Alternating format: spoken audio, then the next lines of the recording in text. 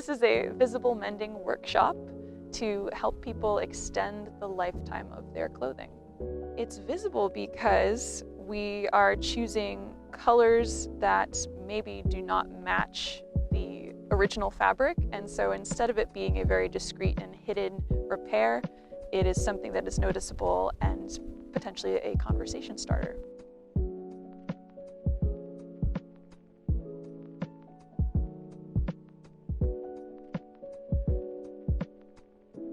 We're gonna start with a running stitch, which is this little guy. Super, super simple. So one way that you can do the running stitch is literally up and down, where you're pulling your needle and your thread all the way through each time. Actually, that can take a while, the up and the down. What you can also do is you can sort of load up your needle with stitches, and that goes a lot faster. So if you go over under your sort of designated length like that, and you haven't even pulled your thread through yet, and then you can pull it through and you're like, okay, I've got 2 or 3 stitches there, instead of going, okay, I'm gonna place it and I'm gonna pull it through and then I'm gonna feel around and okay, that still feels good, and then I'm gonna pull it through. So it's a little less manual labor to stack your needle with a few stitches. 2 or 3 is usually a good place to start. And you can change directions, you can go in circles, you can do whatever you want with this most basic stitch. We're going to finish off this particular run of stitching.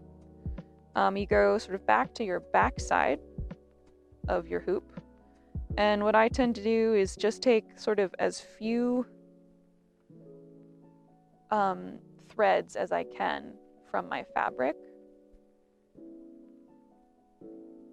just to catch enough, and then you create a loop and you put your needle through that loop and then you pull it tight. It helps to put your thumb on one side of this so that you're not losing that loop, sort of as an anchor. And then your thread's going this way, your loop is that way, and you come in from this direction, catch that loop so that you're going through that loop. And if you sort of pull in that same direction, pull it tight, it gets you a nice little tight knot on the end. One way to repair a hole or a thin spot in fabric is this sort of Sashiko Patch technique. So that's where you take another little piece of fabric, and I'd say find a blank spot that gives you enough clearance on your sampler piece and just lay it down. We can also pin it. We can pin this in place if you guys want to do that. And the idea here is that when you use a running stitch sort of right next to each other, it creates a really nice tight and secure way to adhere a new patch over old fabric. But so what I would say is start from the back side of your hoop and get as close as you can to that edge of your little patch fabric. And then, so you're sort of catching that edge. And this is actually a good moment where you could do that sort of stacking stitches on your needle. And I tend to sort of use my left hand to stabilize as I go.